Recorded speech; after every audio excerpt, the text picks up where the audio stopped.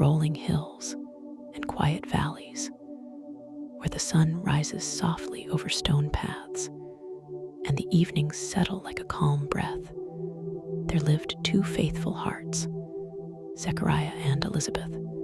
They were not kings, not rulers, not people of great noise or attention. They were simply steady, kind, patient. And yet, within their quiet lives, there was a silence that lingered, a space that remained unfilled. They had no child.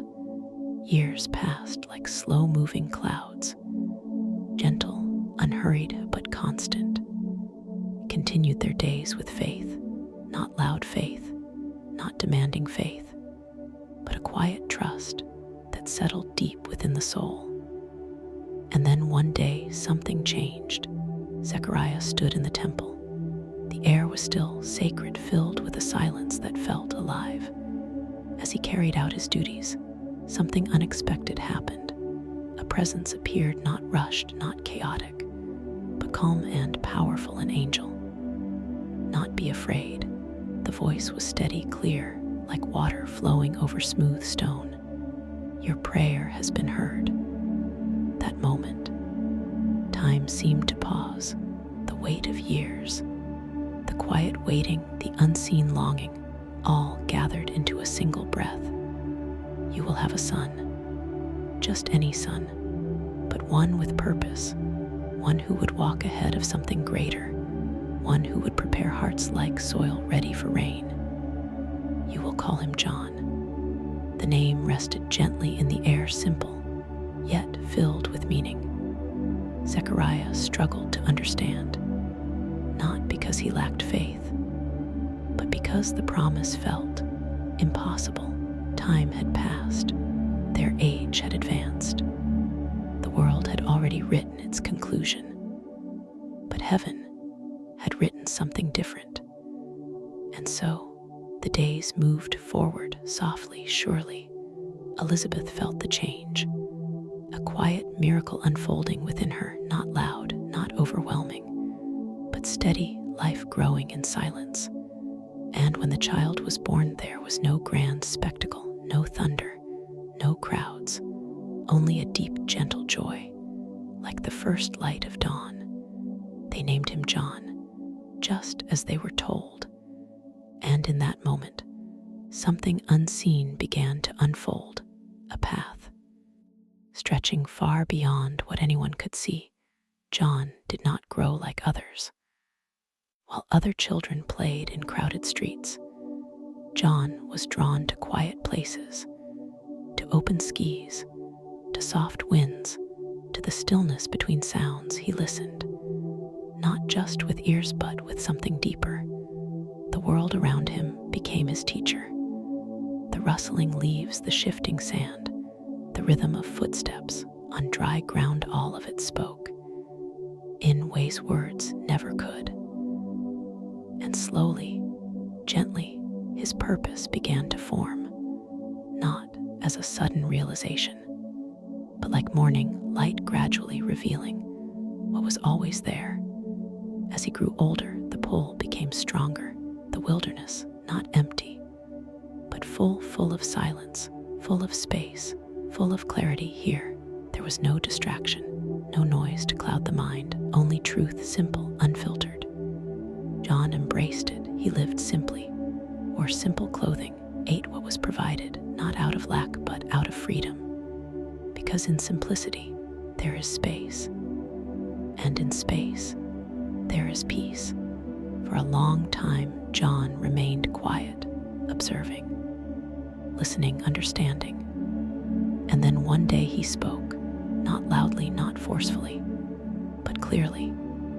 "Prepare the way," the words carried, not through volume, but through truth. "Make your path straight." It was not a message of fear.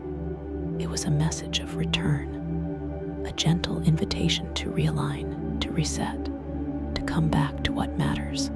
People began to notice, not because John demanded attention, but because something in his voice felt real. They came slowly at first, then more from towns, from cities, from places filled with noise and burden. They came carrying questions, carrying weight, carrying things they could not name. And John met them by the river, the Jordan calm, steady, flowing without hurry. Here, something beautiful happened. People stepped into the water, not to be judged, not to be shamed, but to begin again. John would gently lower them beneath the surface. And as they rose, something shifted, not everything, not all at once, but enough to breathe again, enough to feel lighter, enough to take the next step. Now, as this story continues to unfold, let your mind begin to slow. Let each word become softer. Let each breath become deeper. Like the river, you do not need to rush. Like the wilderness, you are allowed to be still. Nothing is required of you right now. Just rest, just breathe, and gently drift. The Jordan River continued to flow, quietly, steadily, as it always had. But now it carried something more than water. It carried stories of people who came heavy and left lighter, not because their lives were suddenly perfect, but because something inside them had begun to shift. A turning, a returning, a soft awakening. And at the center of it all stood John. John did not live like the rest of the world. While cities grew louder, he remained in the wilderness, not as escape, but as clarity. There's a kind of silence that does not feel empty. It feels full of meaning, full of awareness, full of something unseen, yet deeply present. John lived in that silence, day after day, night after night. The wind became familiar. The stars became companions. The earth beneath him became steady and sure. And in that stillness, his voice deepened. Repent, he would say, but not with anger, not with pressure, not with condemnation, with invitation. Turn back, not away from life, but back to truth, back to what was real, back to what had been forgotten. Because in his heart, John understood something simple. When the soul is cluttered, peace cannot enter. More people came, not out of curiosity alone, but out of recognition. Something in them responded, something quiet, something buried, something honest. They stood at the riverbank watching, listening, waiting, and then stepping forward, not because they were forced, but because they were ready. The Jordan River became a place of release, not magical, not theatrical, but deeply human, a place where burdens were spoken and then let go. As each person stepped into the water, there was a moment of stillness, a pause, a breath, a surrender. And when they emerged, they were still themselves, but something within them had softened, a tension released, a weight loosened, a quiet hope returning. John never claimed greatness.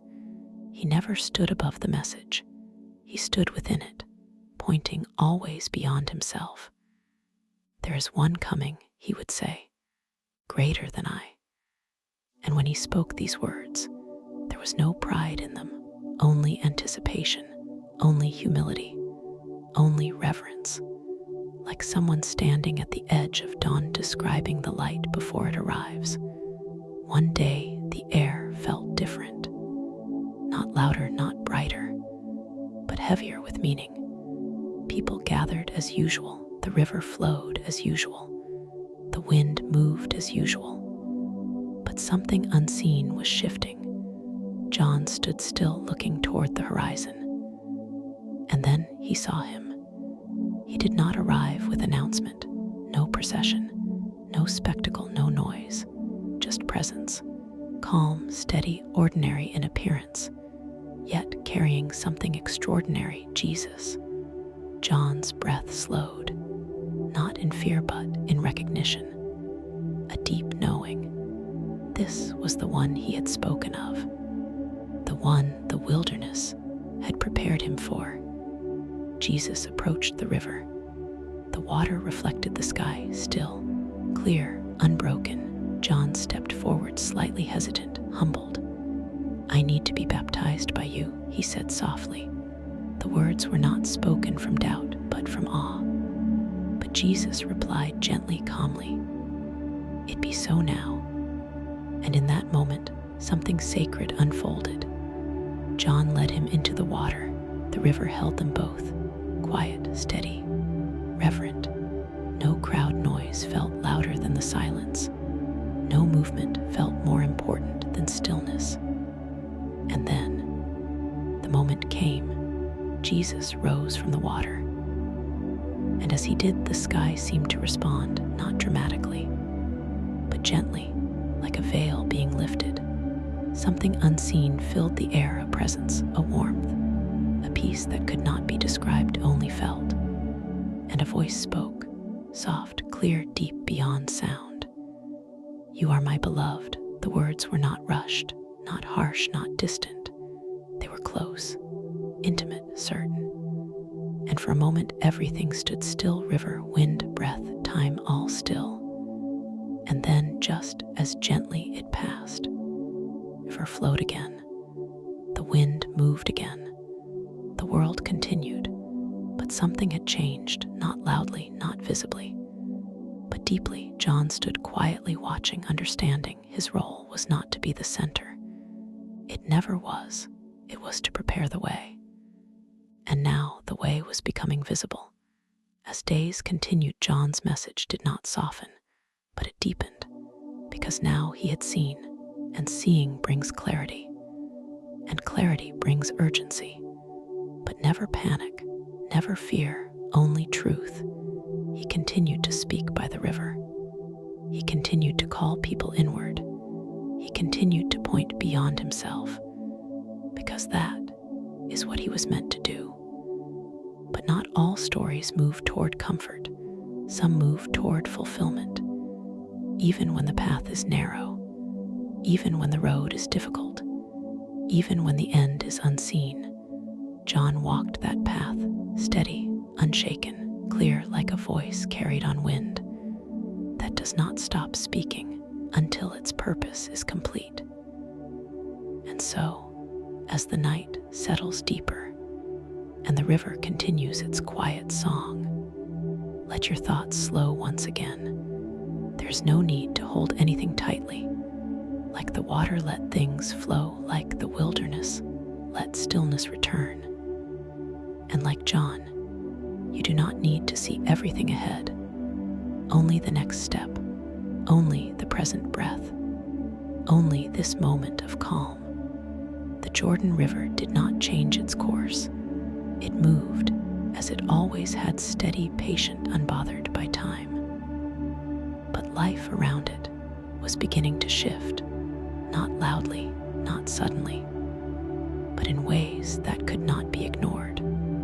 Something was unfolding beyond the riverbank, something that John could feel even before it was seen. People still came, day after day, step after step. Some came seeking relief, some came seeking answers, some came simply because something inside them was restless. And John welcomed them all, not with ceremony, but with truth. Not rely on appearances, he would say. Your heart change, because he knew something important. Water alone does not transform a life. It is the turning within that matters. The water only marks the beginning. As John spoke more, not everyone welcomed his words. Some listened, some questioned, some resisted, because truth, when it is clear, can feel uncomfortable, especially when it reveals what has been ignored. But John did not soften his message to please crowds.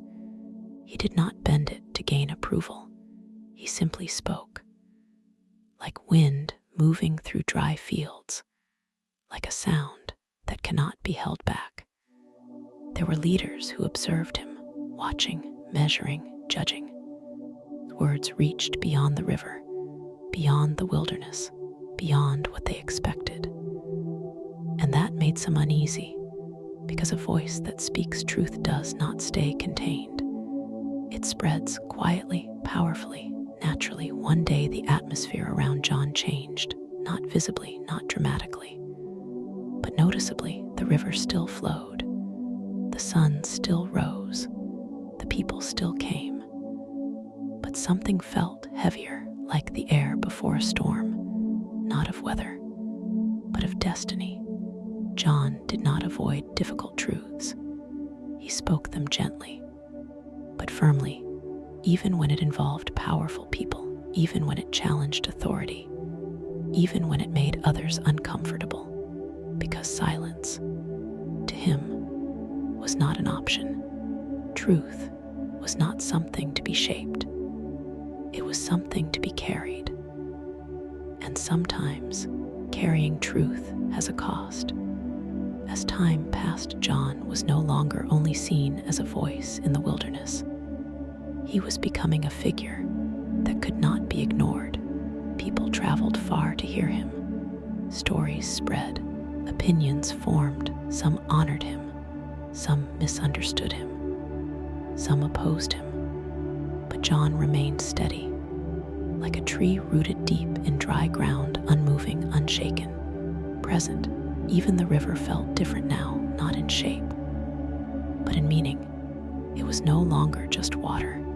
It had become a place of decisions, a place of turning, a place of inner change.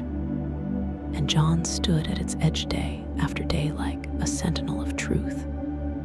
One day something happened that would change everything. John spoke openly about righteousness, about integrity, about truth that does not bend for comfort. And not everyone received this well, because truth has a way of touching places people prefer to keep hidden. Soon, John was no longer freely moving as before. He was taken. The wilderness that once echoed with his voice became quiet. The river still flowed. The wind still moved. The sun still rose. But the voice that had called people to awaken was no longer heard in the same way. Silence settled, not empty silence, but heavy silence, the kind that follows meaning, the kind that follows impact, the kind that remains after something important has passed through. Even in confinement, John remained steady. He did not lose his sense of purpose. He did not question the path he had walked, because clarity does not depend on comfort. It depends on truth. And truth, once seen, does not disappear in silence. It remains. From where he was held, John still sought understanding. He still pointed beyond himself. He still acknowledged what was unfolding in the world outside, because his life was never about holding attention. It was about directing it toward something greater, toward something still coming. And even though John was no longer speaking publicly, his message did not stop. It continued in those who remembered, in those who listened, in those who had been changed by the river. Because truth, once received, does not depend on the speaker to survive. It lives on. And now, as this part of the journey settles, consider the quiet meaning within it. Not everything that carries purpose remains comfortable. Not everything that is meaningful remains visible. Not everything that is true remains easy. But it remains like a river beneath silence, like wind beyond sight, like a voice that once prepared the way and still echoes in memory. So as the night deepens and thoughts begin to slow let go of what feels heavy, let the mind soften, let the breath return to rhythm. There is no need to hold everything at once, like John in the wilderness. There is meaning even in silence. There is purpose even in waiting. And there is peace even when things are not fully understood. The wilderness felt different now, not because it had changed, but because something within it was missing. A voice that once carried across the riverbanks was now quiet. Yet even in silence, the wilderness did not feel empty. It felt full of memory, full of meaning, full of what had already been spoken. When a voice disappears, people often think the message ends. But some messages do not depend on sound. They settle deeper into thought, into reflection, into the quiet places of the heart. And there they continue to speak, softly, patiently, continuously. John was no longer by the river, no longer calling out to crowds, no longer walking freely through the wilderness. But his life had not become less meaningful. It had simply moved into a different season, a season of stillness, a season of waiting, a season where purpose is no longer spoken, but carried inwardly. There are moments in life when action gives way to reflection, when speaking gives way to understanding, when presence becomes quiet, but no less powerful.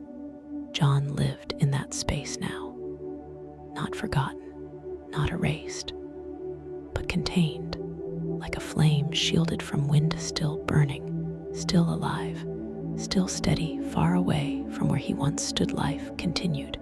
People still came to the river. They still remembered the voice. They still spoke of the man who called them to turn inward, to change, to begin again. And his words continued to move, not as sound but as memory, not as instruction, but as awakening. Some lives are loud only for a moment.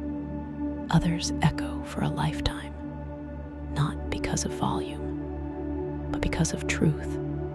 And truth does not fade easily. It lingers, it returns, it grows quietly within those who received it. Even in confinement, John did not become less himself. He did not abandon what he had spoken. He did not regret the path he had walked, because clarity, once found, does not depend on circumstance. It remains steady even when surroundings change, even when silence surrounds it. There is a thread that connects beginnings to endings, and voices to silence, and actions to their lasting impact. It is not always visible, but it is always present. John's life was part of that thread, a beginning that pointed beyond itself, a voice that prepared what others would come to understand, a presence that did not seek attention, but direction. Time continued its slow movement. Days softened into nights, nights softened into mornings. And the world did what it always does. It moved forward, but something remained behind, not as a physical presence, but as awareness, a sense that something meaningful had taken place. There are experiences that do not end when they are over. They continue quietly, in memory and understanding and transformation. John's message became one of those experiences, not bound to a place, not limited to a moment, not confined to sound, but living beyond it. Even the river, long after his voice faded, still carried meaning for those who remembered, not because the water changed, but because they had changed. They saw it differently now, not just as water, but as a place of turning, a place of renewal, a place where something within them once shifted. And perhaps that is the deeper truth of his story, that voices are not always meant to last forever, but their purpose can. That presence does not always depend on visibility, but on impact. That silence does not erase meaning, it often preserves it. And so, this part of the journey comes to rest, not in conclusion, but in calm reflection. Because some stories do not end sharply, they fade softly, like evening light leaving the sky, still present, still felt, still remembered. So now, as the night deepens even further, and your thoughts begin to drift, let everything slow, let everything soften, let everything settle. Like the wilderness after the wind, there is peace in what remains still. And like John's voice, even when quiet, it does not disappear. It simply becomes part of something deeper. There are moments in life when a story feels like it has ended, but in truth it has simply changed form. John's voice was no longer heard by crowds, no longer carried across the river, no longer calling people to gather. But silence is not the absence of meaning. Sometimes it is the place where meaning settles. The wilderness remembers things differently, not in words, but in presence. It holds the echo of footsteps, the memory of wind, the imprint of moments that once passed through it. And so, even without sound, something of John remained, not as noise, but as essence. In life, there is movement, and there is reflection. Movement is visible, reflection is quiet. Movement changes the outside world, reflection changes the inside world. John's life had been movement.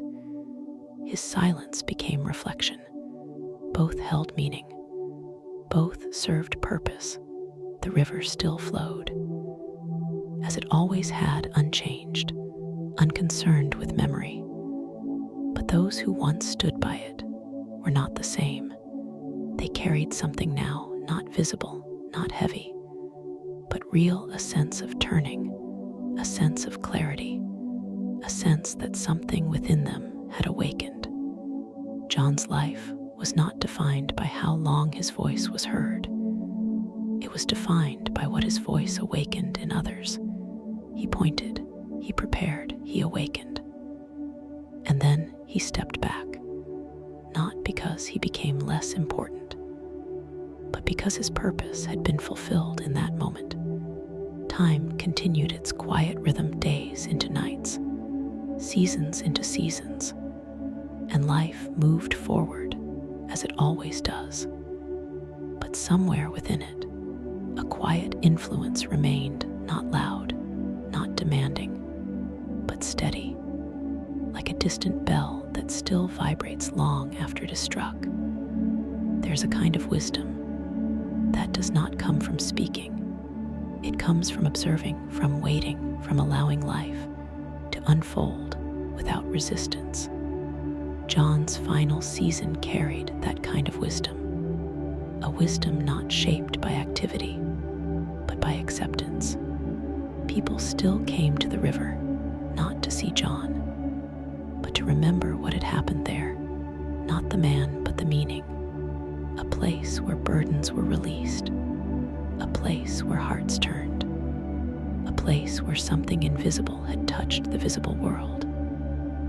And perhaps this is what remains most deeply, that some lives are not meant to be held onto forever, but to point towards something beyond themselves. That beginnings matter, but so do endings. And that silence is not emptiness, it is completion now. As this story comes to its final stillness, there is nothing left to chase, nothing left to hold, nothing left to figure out. Only calm, only breath, only quiet awareness. Like the wilderness, after sunset, everything softens, everything slows, everything rests. So let this final moment be simple. You do not need to carry the story now. You do not need to hold its details. You do not need to analyze its meaning. Just let it settle, like water returning to stillness, like wind fading into night, like a voice becoming memory. Everything is as it should be. And now, as As you drift deeper into rest, imagine the river continuing its quiet flow. Imagine the wilderness resting under a vast night sky. And imagine a calm that does not ask anything of you, but simply stays with you, soft, steady, peaceful, just like this story, just like silence after sound, just like rest after a long journey.